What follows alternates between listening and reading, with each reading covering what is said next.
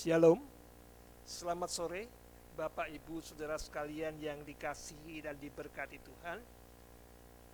Saya mengajak kita meluangkan waktu sejenak untuk mengikuti pendalaman firman Tuhan melalui pelajaran sekolah sahabat kita minggu ini yang berjudul Perdamaian Horizontal, Salib dan Gereja.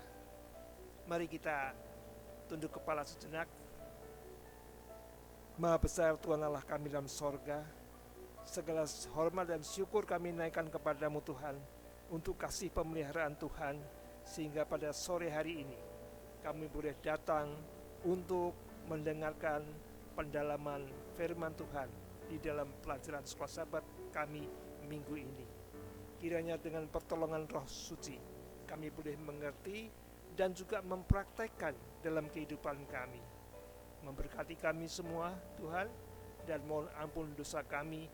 Hanya di dalam nama Tuhan Yesus Kristus kami mengucap syukur dan berdoa. Amin. Bapak Ibu, judulnya adalah Perdamaian Horizontal.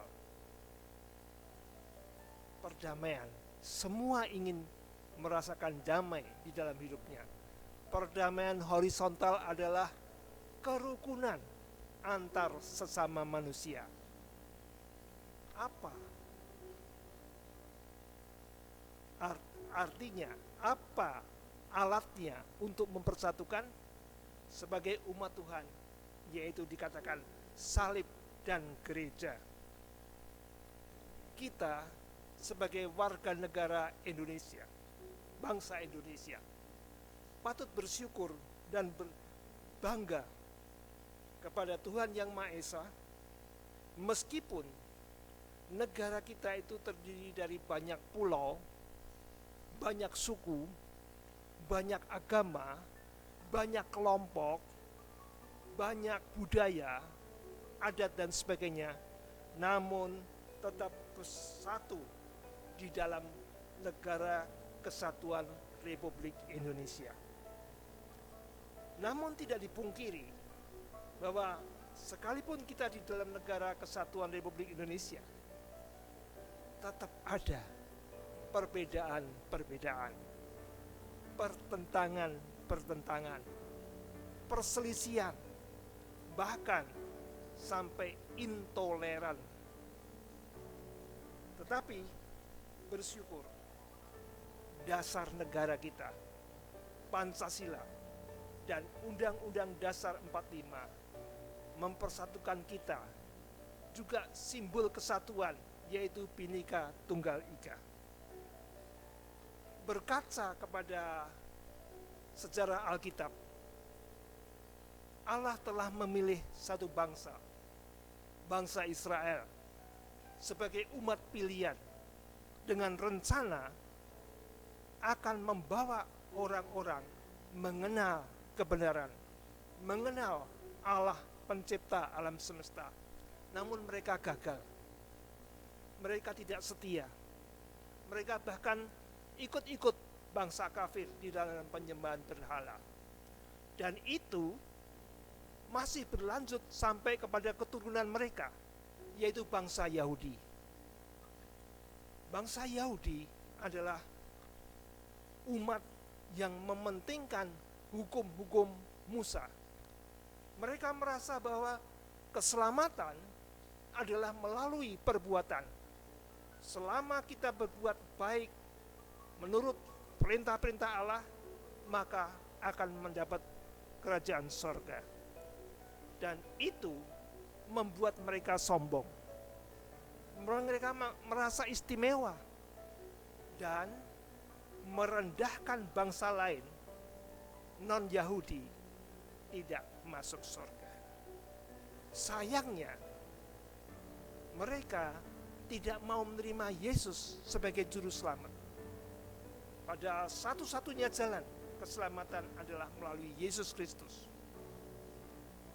Sebaliknya, orang-orang non-Yahudi, orang kafir, juga ingin selamat. Tetapi mereka tidak mengenal kebenaran. Melalui pikirannya, mereka merasa Untuk mendapatkan sorga, mereka harus berbuat baik melalui perbuatan, bahkan menyembah dewa-dewa, menyiksa diri sendiri. Nah, dua kelompok ini, Yahudi dan non-Yahudi, sama-sama salah di dalam mencapai keselamatan. Dan mereka berseteru, saling tidak menyukai. Yahudi menganggap rendah kepada non-Yahudi.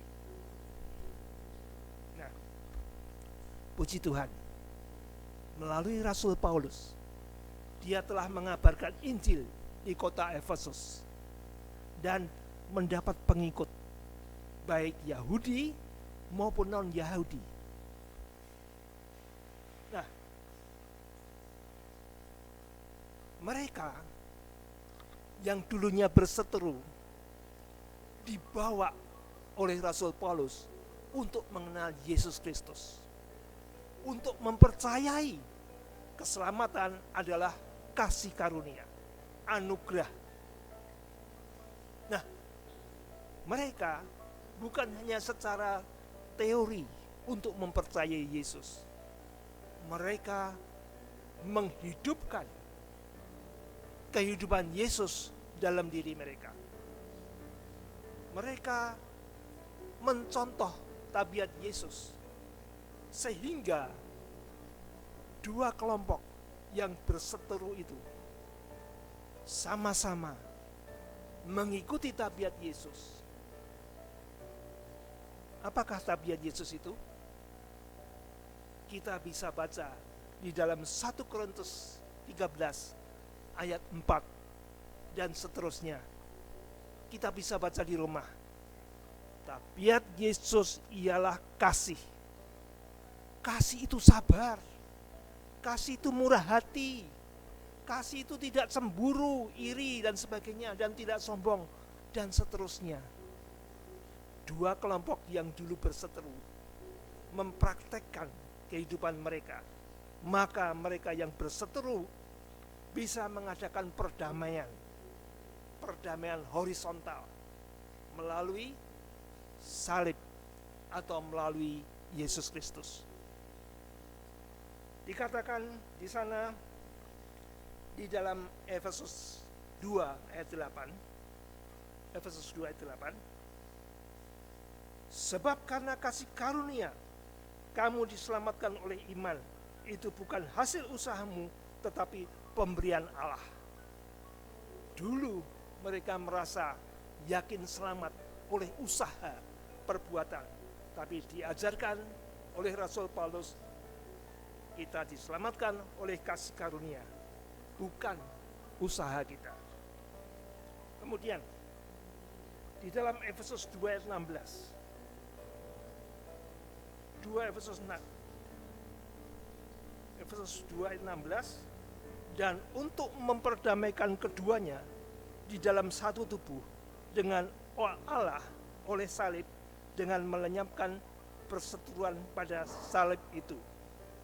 Mereka yang dulu berseteru dapat bersatu, merupakan satu tubuh, yaitu apa?